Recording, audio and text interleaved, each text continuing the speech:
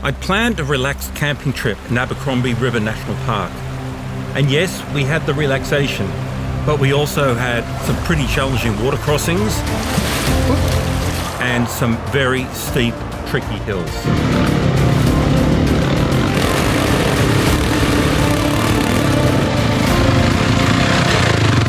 So I've decided to call this video Abercrombie and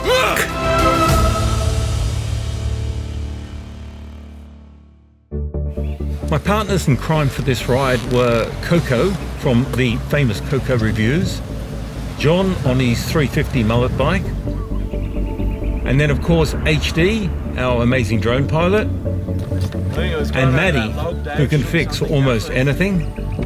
And of course, no trip to Abercrombie National Park would be complete without our very own in-house Abercrombie & Fitch model, Nick. So here's our plan. We were going to depart Sydney and trailer the bikes up to Hartley in the Blue Mountains, then ride the 6-foot track, have a play in Jenolan State Forest, and head our way down to Abercrombie River National Park, where we were camping at a campsite called The Beach.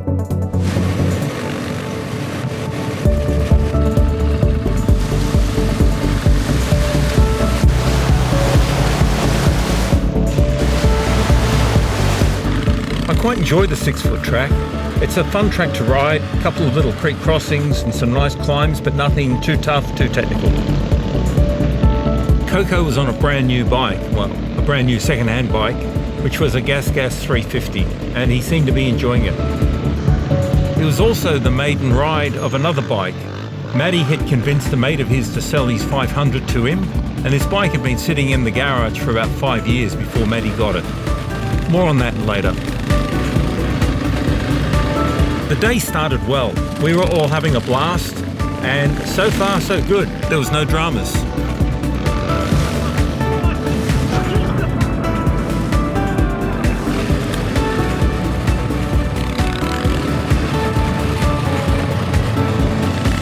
Yeah, on the bit when we go left.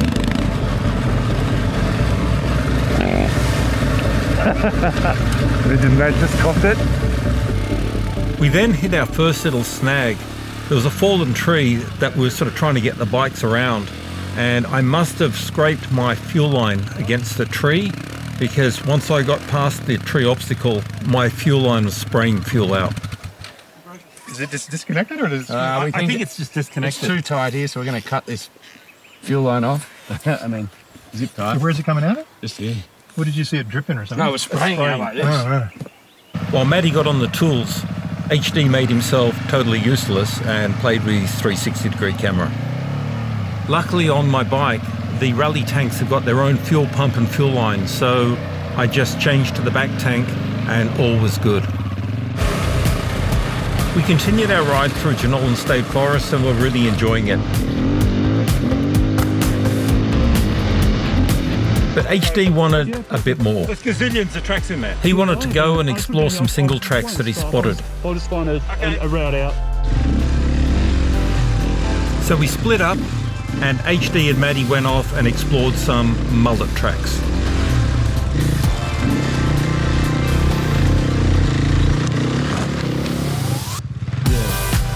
And I don't know if Matt knew what to expect, but it didn't take too long She's stuck, alright. before the familiar sounds of FU HD were ringing through the forests. Into me. So let him go.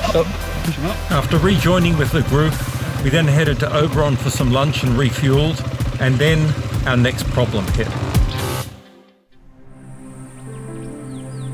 Just after we left Oberon, Matt's bike lost power, so we pulled over and we started to investigate what was going on.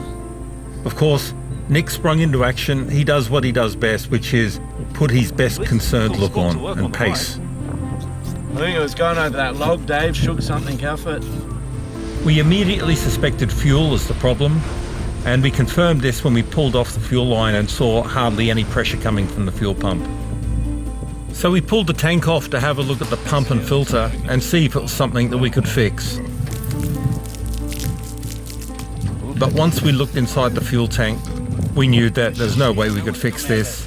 That bike had sat there for 5 years with fuel in it and it was not going anywhere.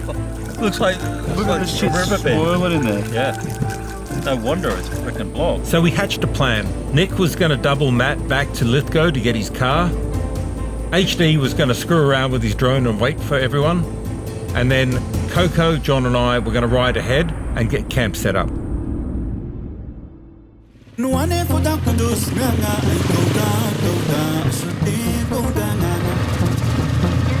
When we got to Abercrombie River National Park, the trails sort of became more fun. They were steeper and more interesting. The views were beautiful, and it was just a lot of fun to ride this national park.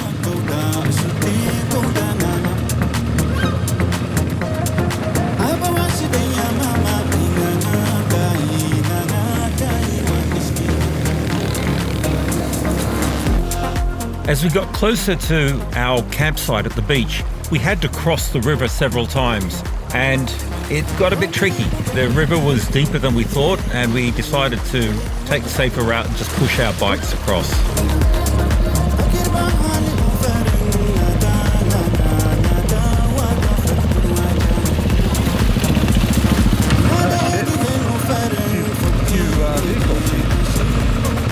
Actually, this is a bit of a funny story.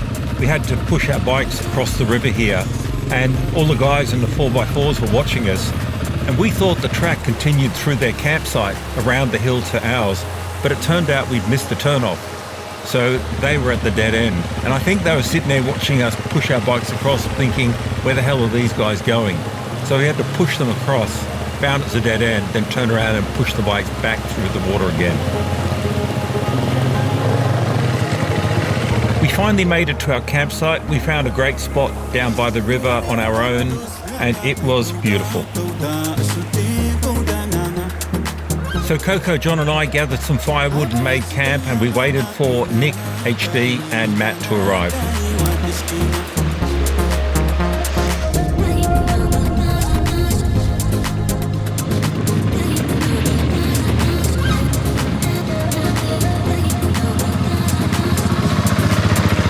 Pretty good.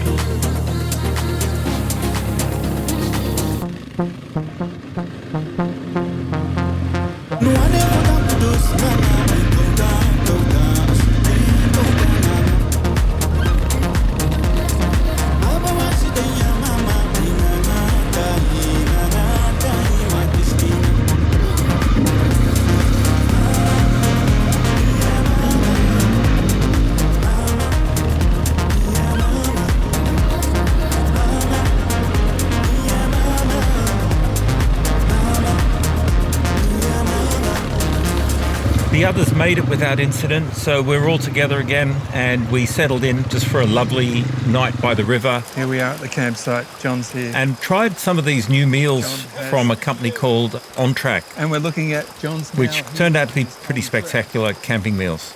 But I won't steal Coco's thunder because I know he's doing a full review on these. pretty good. I love camping off the bike so much. For me, it's kind of like the ultimate in adventure riding. I know some of my friends, and I'm looking at you, Nick, are kind of like princesses and prefer the luxuries of a hotel room, but for me, give me a tent and a campfire any day. We were even treated to a fireworks display put on by one of the guys in the four-wheel drives camping around the corner. We all slept pretty well, and we woke up on Sunday morning, packed our gear, and headed off.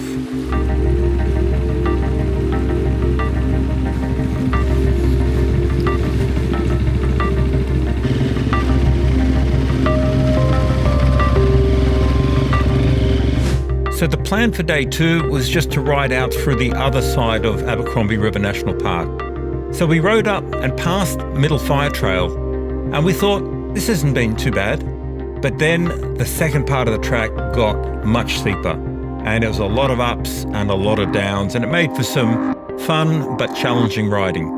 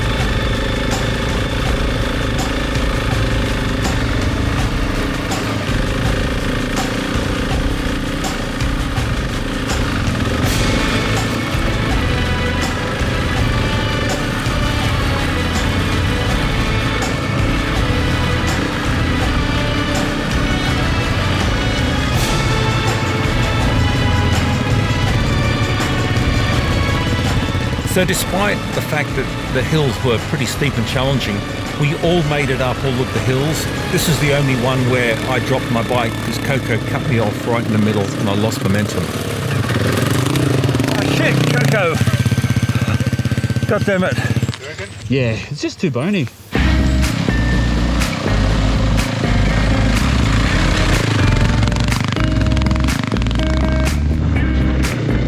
The climbs were pretty steep, but the traction was pretty good. So, you know, most of us got up there without any problem at all, but it wasn't easy riding. So you want to be pretty confident on hills to do this eastern side of Abercrombie River National Park.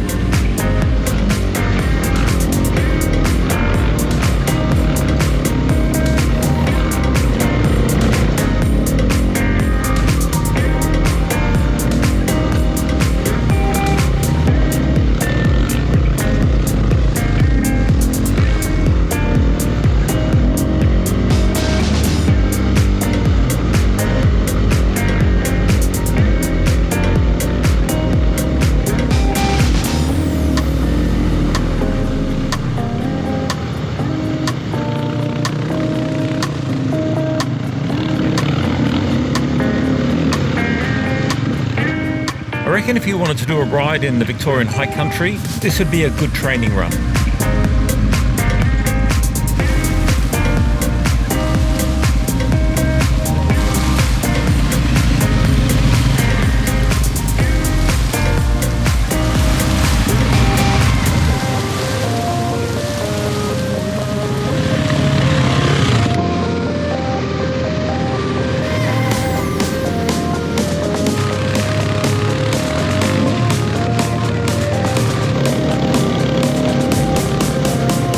It was a beautiful national park. I'm glad that I got to experience Abercrombie River National Park. Don't know if I'll go back again. I kind of feel like it's not a big place and there's really just a couple of major tracks that go around it. But if you haven't done it, I would recommend that you go out there and give it a crack, as long as you do like hills.